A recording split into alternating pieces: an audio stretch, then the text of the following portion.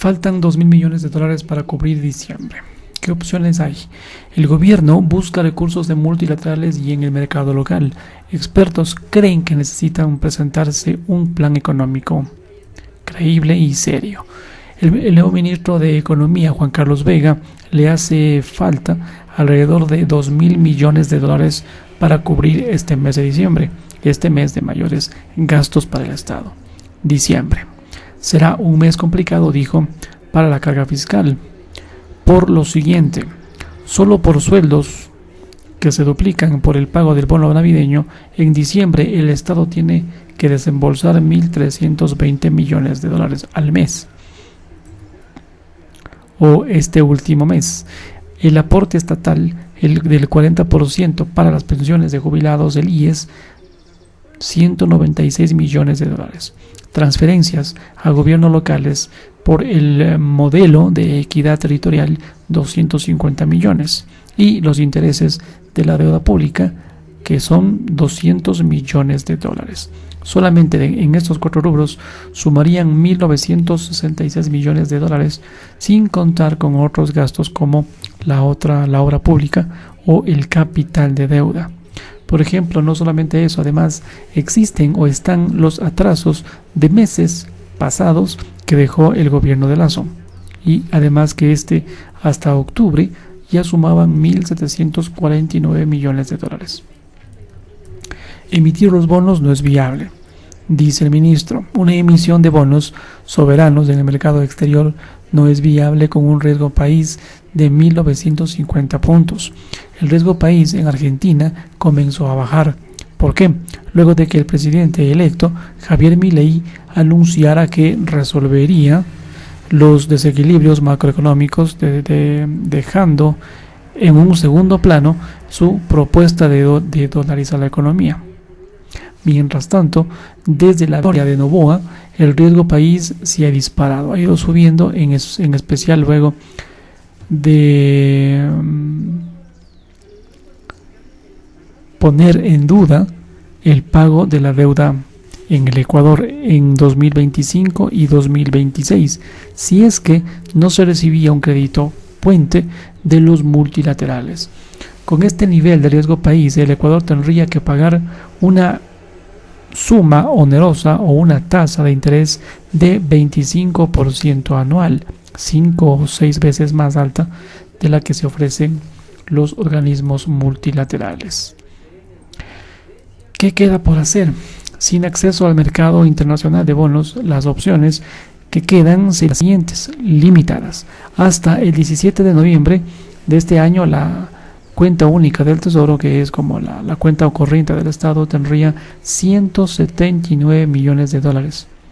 Y aunque este 22 de noviembre ingresaron desembolsos de crédito del exterior, se pagaron apenas 408 millones de dólares de amortizaciones de deuda, lo que esto achicaría la liquidez de la caja fiscal. Frente a esta situación, el gobierno estaría a la espera de la recaudación de impuestos de diciembre, que suele subir por impuesto al valor agregado IVA debido a la temporada de compras de fin de año. Pero el exministro de Finanzas, Fausto Ortiz, proyecta que esta recaudación de impuestos cerraría en 14.700 millones de dólares en este 2023, y es decir, una caída de 500 millones de dólares frente al año pasado. Deuda con el IES, otra vez de atrasos. Además de esperar la recaudación de diciembre, podría intentarse colocar deuda interna que pudiera comprar el sistema financiero, la banca pública y quizás algo más el BIES. Y otra alternativa, seguir haciendo lo que hasta ahora se ha hecho, que es postergar gastos de inversión o acumular atrasos por contribuciones al IES con gobiernos seccionales o proveedores, aunque esta sería la decisión que tendría un costo político. Si es que el Estado se atrasa en el pago de salarios, se estaría regresando a años previos al 2005, cuando era usual tener estos retrasos en el pago nómina, y esto sería un golpe para los funcionarios, añade el exministro de Finanzas Ortiz, Fausto Ortiz. Además, pese a que el IES no ha dejado de comprar bonos al Estado, En 2023 el Ministerio de Finanzas solamente le pagó la contribución para el pago del 40% de pensiones de los jubilados hasta el mayo 2023. Todo esto en medio de una crisis de liquidez del instituto. Considerando esta situación de la caja fiscal, Ortiz ve con mucha preocupación que hasta ahora no está conformándose el equipo en el Ministerio de Finanzas.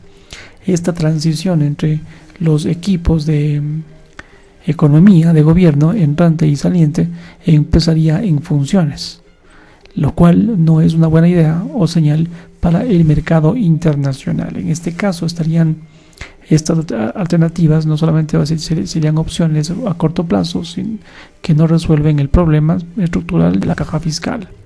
¿Y qué pasa con los multilaterales? Con este contexto, el Estado tiene que trabajar en un programa creíble y generar confianza para acceder a crédito de organismos multilaterales, lo que esto podría tomar hasta el primer trimestre del año entrante, 2024, por el incertidumbre creada tras la muerte cruzada decretada por Lasso, que terminaría con la disolución de la Asamblea y el llamado a lo que conocemos elecciones anticipadas. Ellos frenaron sus desembolsos. Inicialmente, el Ecuador esperaba 3.600 millones de dólares en desembolsos de los multilaterales para 2023, pero la cifra se ajustó a 1.500 millones de dólares. El presidente Daniel Noboa se reunió con estos representantes de del Banco de América Latina, CAF, el 24 de noviembre, con quienes habló sobre opciones de financiamiento. Este plan de gobierno requiere recursos. Si no encuentra una solución al problema de caja, sería pues difícil que el presidente avance con otros planes que él tenía pensado, por más buenos que estos sean. Esto lo dice Augusto de la Torre, ex representante del Banco Mundial para América Latina, CAF. De la Torre añade además que una reducción de impuestos, como anunció Noboa, o tomar dinero de las reservas internacionales sería un error. Lo primero, porque agrava la situación de la caja fiscal, y lo segundo, porque pone en riesgo la dolarización. Esta situación es desesperante e insostenible y requiere un programa serio y creíble que romantice los flujos y acceso al financiamiento público. Coincide con esto Fidel Jaramillo, PhD en Economía, Universidad de Boston, además secretario general de la FLAR y docente de la UDLA. ¿En qué consiste la ley económica urgente que plantea Noboa? ¿Esta se parece a la ley de Lasso? Veamos, temas como las zonas francas y las alianzas público-privadas estarían incluidas en la ley de inversiones que Lasso impulsaba en su momento, que fue negada por la Asamblea en marzo por allá del 2022. Esta nueva ley económica urgente de Daniel Noboa vuelve sobre estos temas. A través de su cuenta X, el exdirector del Servicio de Rentas Internas de SRI, Francisco Briones, dijo lo siguiente: me parece positivo que Noboa haya tomado esto, lo haya trabajado por el gabinete de Lasso en las zonas francas y alianzas público-privadas, y lo propondría otra vez en la Asamblea. Así se hace, dijo. Lo aplaudió. El problema aquí es que son los mismos asambleístas que los negaron. En febrero del 2023, el anterior gobierno envió a la Asamblea una ley de inversión, también bajo la figura económica urgente, y esta iniciativa creaba un nuevo régimen de zonas francas, donde se establecería una exoneración total del impuesto a la renta durante los primeros 10 años. Luego de este periodo se pagarían 10 puntos menos de la tasa establecida para ese impuesto. En el caso de la propuesta enviada por Noboa el día de hoy, 28 de noviembre, la tarifa del 0% del impuesto a la renta es por los 5 primeros años y por el tiempo restante, una tarifa de 15%. Sin embargo, en lo de fondo, que es el impulso de las zonas francas como un mecanismo para impulsar estas exportaciones, el empleo y la inversión, las dos leyes van en la misma línea, a pesar de la diferenciación puntual. Por otro lado, al igual que en la ley de inversiones de Lasso, que fue negada por el voto mayoritario de los 87 asambleístas en marzo de 2022, la nueva ley urgente de Noboa tiene una apuesta importante por el impulso de alianzas público-privadas, APP, como un mecanismo para delegar al sector privado proyectos de inversión e incluso la provisión de servicios públicos. Entonces, en su momento, la iniciativa de Lasso había sido tachada de privatizadora, a pesar de que se establecía que las APP no eran más que una gestión delegada por máximo 40 años, luego de lo cual estas pasaban a manos del Estado. En la nueva ley de Noboa nuevamente se habla de delegación al sector privado, que es excepcional en el caso de sectores estratégicos. El plazo de máximo es de 30 años, con la posibilidad de prorrogarse por una sola vez por 10 años más. La ley urgente del nuevo gobierno, dentro del capítulo de APP, tiene 12 títulos y 55 artículos que regulan todo el tema de la delegación de inversión y a privados. Así, Noboa hace la misma apuesta de Lasso para que estas APPs cubran el hueco de inversión que deja un Estado con escasos recursos. Ahora se tendrá que ver cómo va la discusión en la Asamblea y cómo se valora la propuesta de Noboa. El sistema de APPs fue considerado privatizador por miembros de la actual mayoritaria oficialista, como la Revolución Ciudadana, como Lasso la propuso. De esta forma recordó Carmen Morales, economista e investigadora. Y entonces, en su momento, el expresidente Guillermo Lasso aseguró que la no aprobación de esta propuesta se debía a que no se aceptaba chantajes, y eso desembocó en la profundización del divorcio político con la Asamblea. Esta ley de Lasso incluía capítulos que no tenían propuesta, que no tenían la propuesta de Noboa, uno relacionado al mercado de valores y otro a las telecomunicaciones, y este sería pues luego aprobada dentro de una ley de transformación digital. Hay que recordar además que Lasso, luego de la muerte cruzada, volvió a intentar aprobar esta ley de zonas francas, pero su decreto de ley de urgencia económica fue rechazado por la Corte Constitucional. Los temas relacionados a incentivos o rebajas de impuestos para impulsar esta inversión en el caso de Lasso se incluyeron en la primera reforma tributaria que se aprobó a finales de 2021, y por su parte Noboa envía incentivos, zonas francas y alianza público-privadas en el mismo paquete.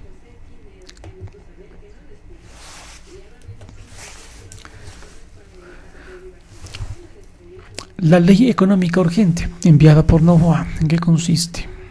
Revisemos. Con el nombre original, Ley Orgánica de Eficiencia Económica y Generación de Empleo, el presidente Daniel Noboa establece deducciones por nueva contratación de jóvenes entre 18 y 29 años, entre otros beneficios más, que crea un nuevo régimen de zonas francas y un nuevo régimen de alianzas público-privadas, APP, entre otros asuntos. El 27 de noviembre, el día domingo, el presidente Daniel Noboa y el ministro de Economía, Juan Carlos Vega Malo, le contaron al país la difícil situación que atravesaba el país en lo fiscal que habían heredado. Además, se anunciaba el envío de la primera ley económica urgente a la Asamblea. Esta mañana se envía concretamente bajo el nombre de Ley Orgánica de Eficiencia Económica y Generación de Empleo. Noboa propone incentivos tributarios para alentar la inversión y la generación de empleo. Además, se establece un nuevo régimen de zonas francas y un nuevo régimen de alianzas público-privadas, APP, entre otras cosas. Según el gobierno, el impacto fiscal neto de la ley es de 832 millones de dólares a favor del fisco, y esto se consigue porque, a la par de los incentivos tributarios menos pago de impuestos, se propone una nueva remisión tributaria para que deudores en litigio con el Servicio de Rentas Internas de CRI paguen sus valores pendientes a cambio de que se les perdonen intereses, multas y recargos. De esta forma,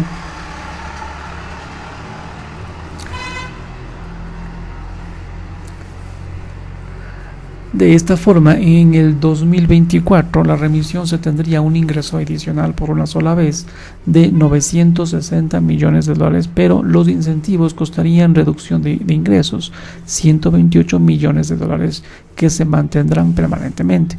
La Asamblea tendrá 30 días desde la calificación de este proyecto en el CAL para aprobar o negar. Luego se detallan los principales puntos de la primera ley económica urgente de Noboa. Punto número 1. En la disposición transitoria primera se abre nuevamente la puerta a la remisión tributaria, es decir, a que se perdone intereses, multas y recargos de obligaciones tributarias o fiscales internas pendientes y en litigio con el Servicio de Rentas Internas de CRI.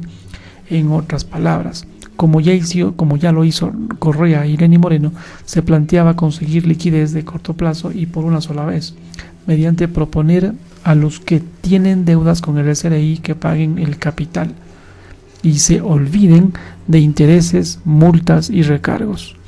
Según el proyecto de ley enviado por Noboa, en el reglamento se establecerá el porcentajes, plazos y condiciones para la nueva remisión tributaria.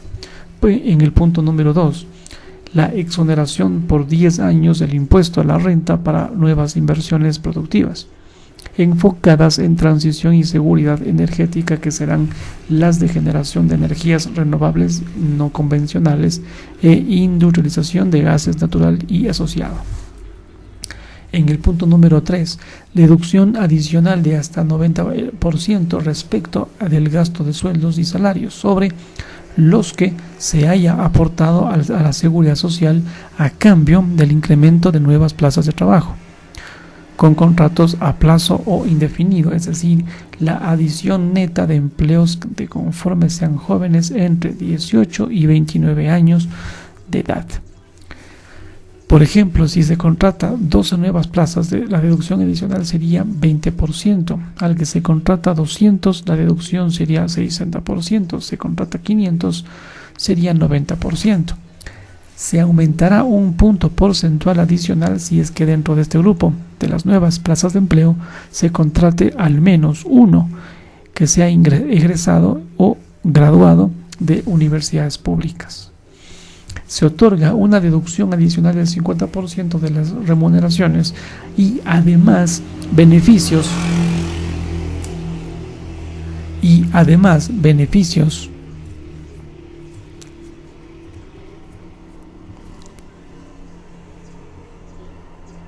sociales que se generen por la contratación bajo relación de dependencia de personas que hayan sido sancionadas con penas privativas de libertad en Ecuador, cuya duración hubiera sido superior a un año, o a sus cónyuges o parejas en unión de hecho.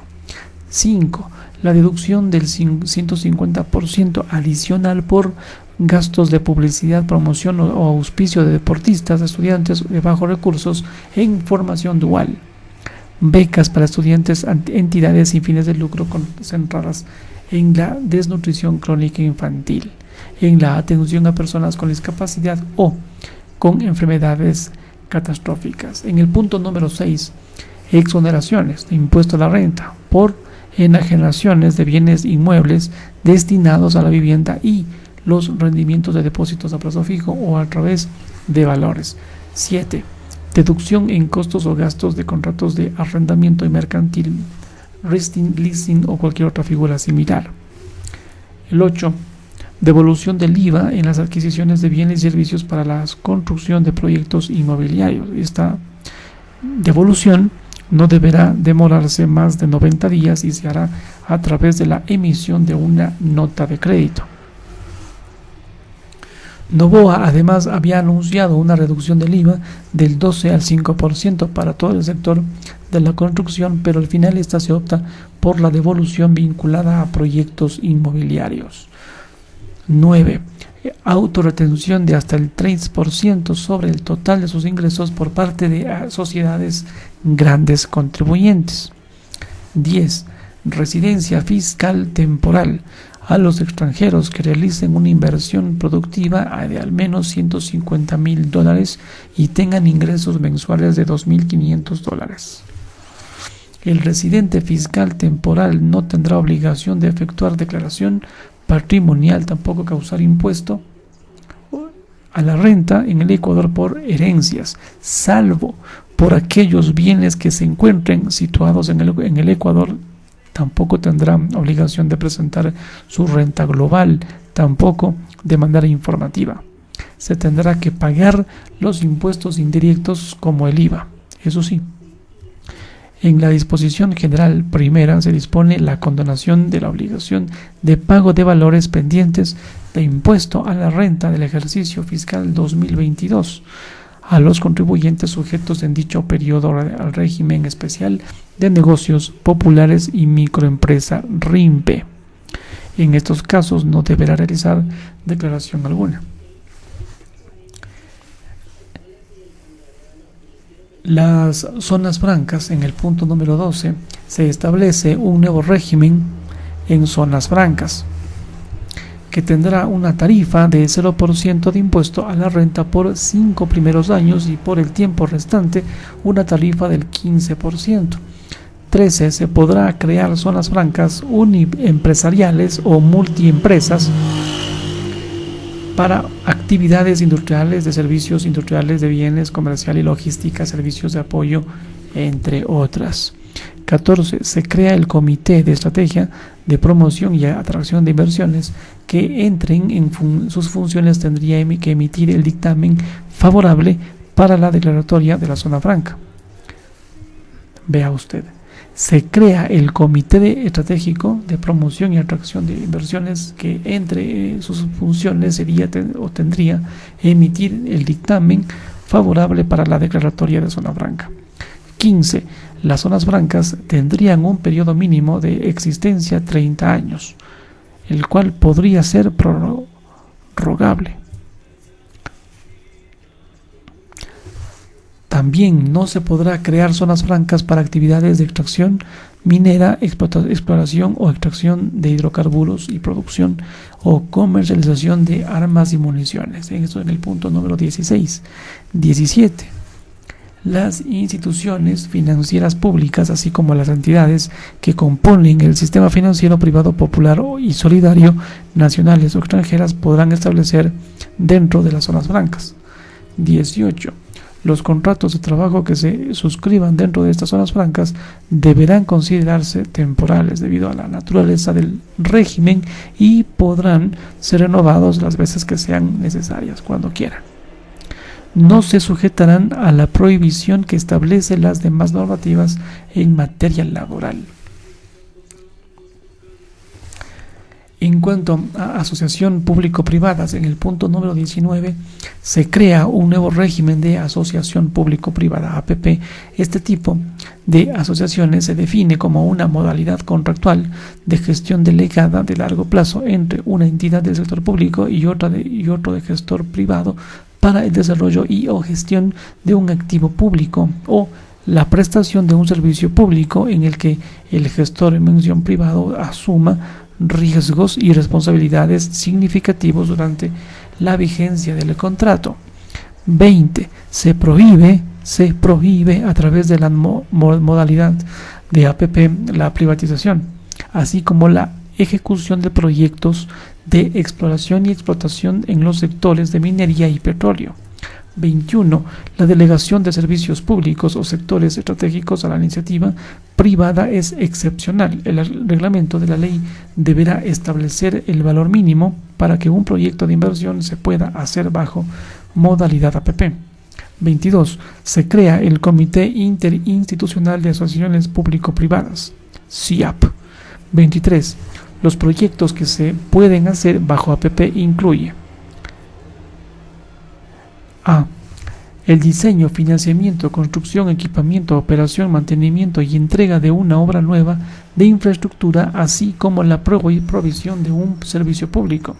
B. El diseño, rehabilitación o mejora, financiación, equipamiento, operación y mantenimiento de un servicio o una obra de infraestructura existente para la provisión de un servicio público. 24. El plazo máximo de vigencia de un contrato APP podrá tener hasta 30 años, los cuales podrán ampliarse una sola vez por 10 años más. En ningún caso podrá tener un plazo vigente menor a 5 años. 25.